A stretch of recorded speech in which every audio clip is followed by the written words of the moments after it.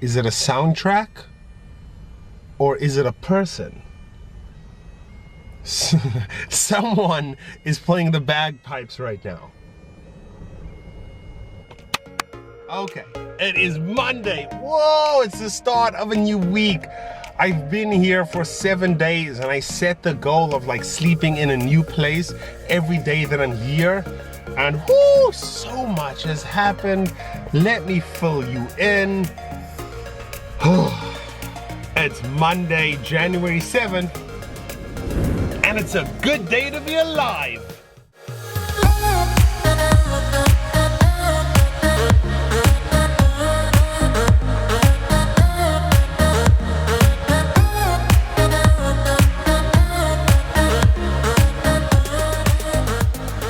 Yeah, I legitimately think that the bagpipes is gonna be like a backdrop to this entire video. If you're sensitive to like high-pitched sounds or high sounds like that, I'm sorry. But there's nothing I can do about it. So in yesterday's video, I said that I'm going to make a greater effort to answer many of the questions that were asked to me over the last few months, as I took like screenshots and I saved all of them. So I do have a collection of old questions, as well as I'm accepting like a few new questions through like email, direct messages and comments or whatever. And yesterday, someone asked me a question about Saturday's video. So after I posted the video about kicks and about van life, someone asked me what my exact thought process was about transitioning into van life and whether or not I'd like to share it with you. So I decided, hey, that's a good question. So the question of the day essentially became today's video. Yo, I had to stop the video. Vehicle dwellers, some of them need to chill. This is a public like parking lot and like accessible to everyone. So like a vehicle dweller like went up to the dude who's playing the bagpipes and like it was an entire thing like. So I made notes. No, I did not. The meetup I had yesterday went on for hours longer than expected, so I didn't get a chance to actually sit down and write out anything. We met up like in the afternoon and we stayed all the way through to the evening.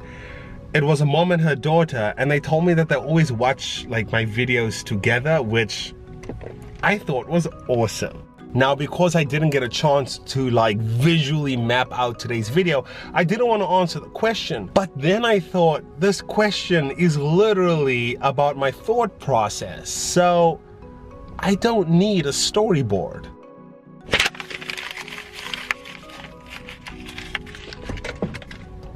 I just need to have a conversation with you.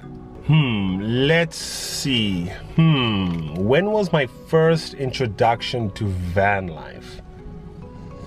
My first night in America, actually. So I just landed in Chicago and I had to take a connecting flight to West Palm Beach in Florida. And once I did that, I remember getting to my apartment. The visa company that I was working for picked me up from the airport, dropped me off in front of my apartment. And I remember getting out and walking to the apartment door because I had the number on a piece of paper, and I had to walk past this van. And I remember looking into the van and thinking, whoa, someone must live in this van as there's a bed in it. Anyway, so I was super exhausted. I got into the apartment, I went straight to bed, and I just passed out. And since I passed out immediately, I didn't get a chance to meet my roommate. And in fact, I didn't meet him for a few days actually. And when I eventually met him, I found out that he owned that van. He was also a South African, also on a visa. And he actually used that van and lived out of that van while traveling across America. Now, I remember the exact moment he told me that he used his van and drove cross country with it. And I remember thinking, wait, what? People live in vans? Now, these bagpipes are like, making my ears go, just this ear, because it's coming from this side.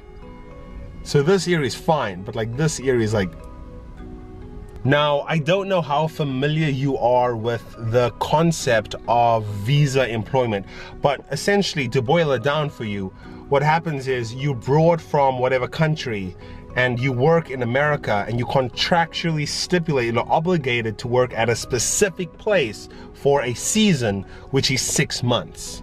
Failure to do so will instantaneously get you fired, which will instantly mean that you will be sent back home to wherever you came from. Now, visa life can be extremely stressful, and the consequences of it can be dire. You essentially don't have a life for 6 months straight, as you are there to do a very specific job.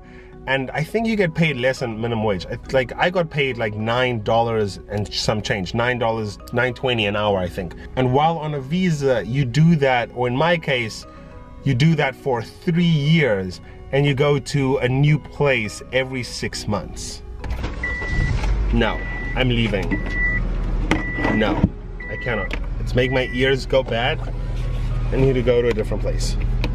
The entire beach. It's just terrible right now. Hold on. It is very loud and very annoying. I don't like the bagpipes. If you like them, that's fine. But it's something, I don't know, maybe just that sound.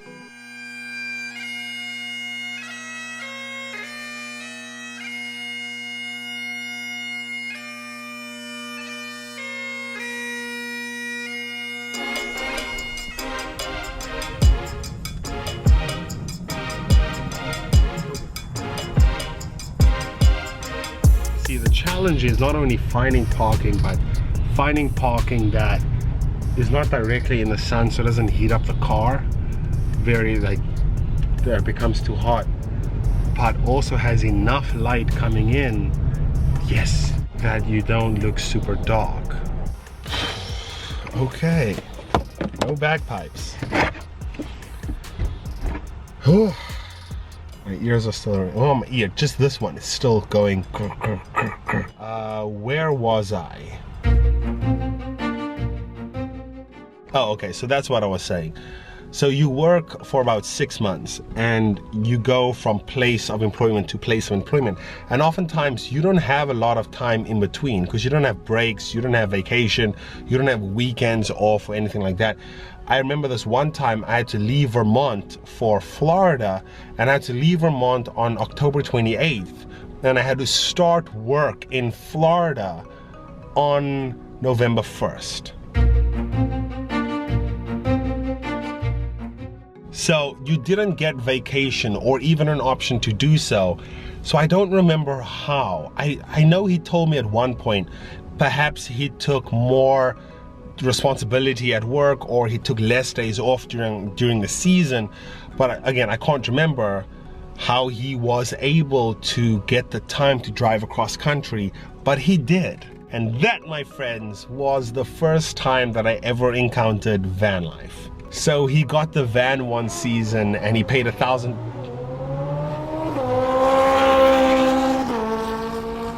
So he got the van one season, and he paid $1,000 for it, and he drove it to California and back. But it wasn't until I was already on the road living in my car, starting this journey, that I met my first van life couple. Their names are Thomas and Rhonda.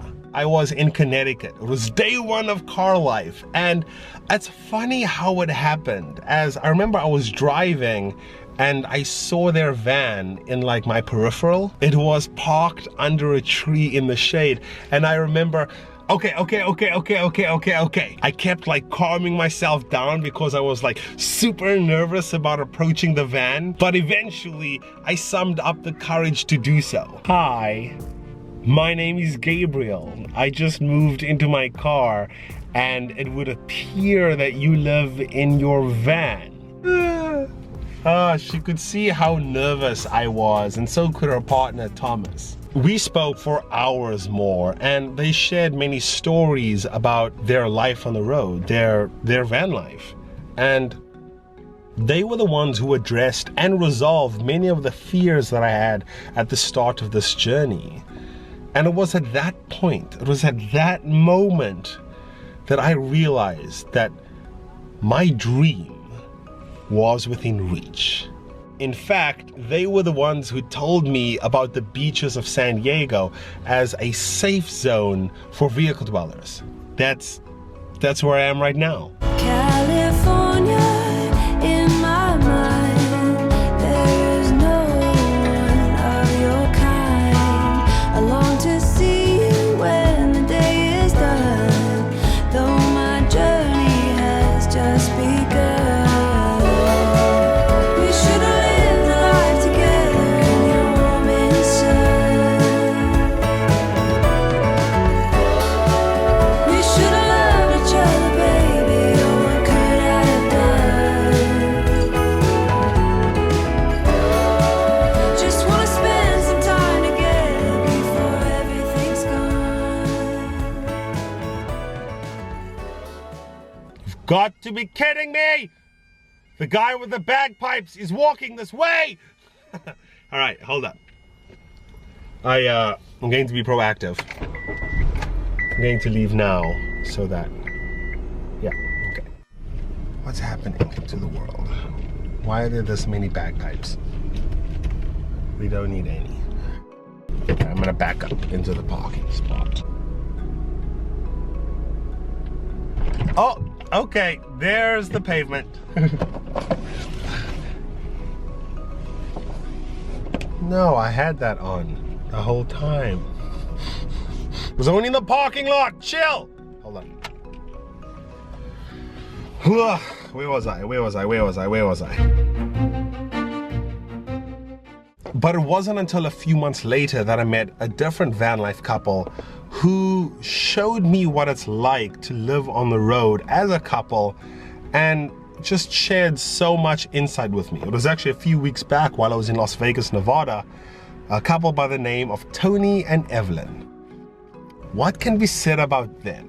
Now, Evelyn is from Germany, and as an immigrant myself, let me tell you that there is an unspoken bond amongst many immigrants, and especially amongst our type of immigrants, the immigrants that share an inherent truth about America. The truth that I'm referring to is that this country has given us more freedom, peace, and adventure than what we would have found in our home countries. That's the bond I'm referring to, especially when you meet someone as magnificent as Evelyn. It's there. And her partner Tony is just as awesome, as I resonate with him on so many levels. When he gave me their van tour, I realized that him and I share a personality trait. Let's discover by doing. And as a result of this mindset, they have a very unique style of van build.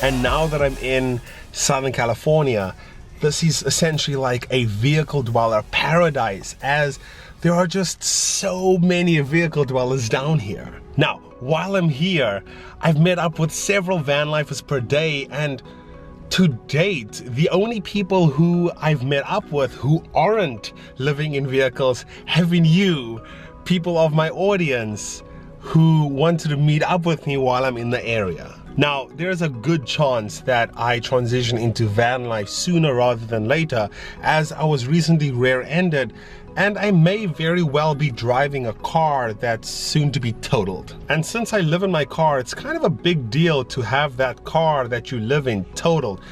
To be honest, it's pretty stressful. I want to be proactive and hit the ground running. So I've been doing a lot of van tours, like a lot, like 3 to 5 per week, as I'm looking for something specific. I'm looking for a strategy. Now, I'm looking for someone who has a very similar set of needs that I do. Now this I have written down in bullet form. So let me share it with you. Same or similar height. Do I want to be able to stand in the van? And if I am able to stand in the van being 6'2", How will that compromise my ability to park in cities? Right now I live in a car, a compact car that I obviously can't stand up in, but I have the advantage of being able to park anywhere and being one of the most stealth car camping vehicles on the road. Next, dietary preferences. Preferably on a diet. Now, I don't care what diet, could be vegan, paleo, keto, or even if they only eat socks. Whatever diet, it doesn't matter. I just want to see what storage and cooking options they chose, and especially since they live such a mobile lifestyle, I want to know what challenges they face to maintain a diet while living on the road. Employment. Preferably employed, and if not employed, then actively job hunting, because they would have to make certain alterations to their van build in order to ensure that it is sustainable and to accommodate the life surrounding their job. Now, I want to know what challenges they faced while job hunting, etc., and how that impacted their van life and their van life schedule or whatever, especially since after this trip, my goal will be to get out of credit card debt, especially the debt that I've accrued over the last year while living in my car, pursuing my dreams. Hence, the requirement for employment or actively seeking employment. Next requirement, need to be single or living the bachelor or bachelorette lifestyle. Now it sounds, that this is a requirement, but hear me out. I'm not looking for a relationship right now, as I need to focus on finding myself, because I have painfully learned the cost of entering into a relationship without knowing who's in it. And I'm not referring to the other person, I'm referring to myself. I need to learn to stop seeking love and find it within myself, to look the man in the mirror until I can learn to love him. It's time. It's time to face those demons.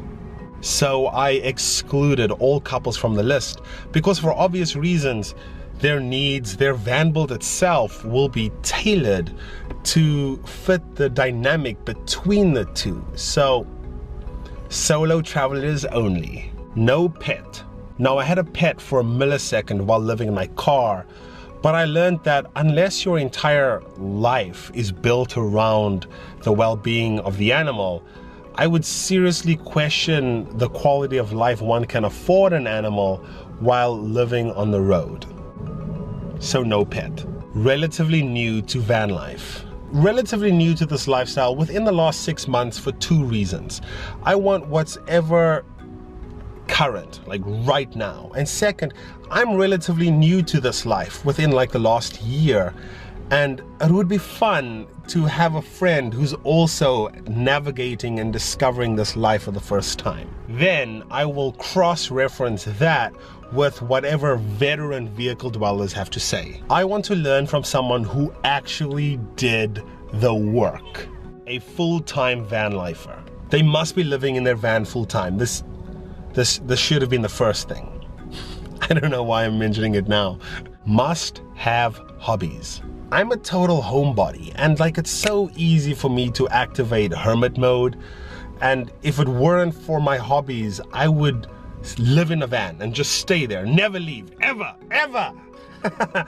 But because my hobbies are all activities related to like outdoors, I do want someone who took that into consideration while designing their van build. In addition, hobbies generally require you to, oftentimes these hobbies will demand that you factor there into your own existence. For example, for me, in my case, I need to constantly have a power supply, or at least access to power, so that I can charge my gear.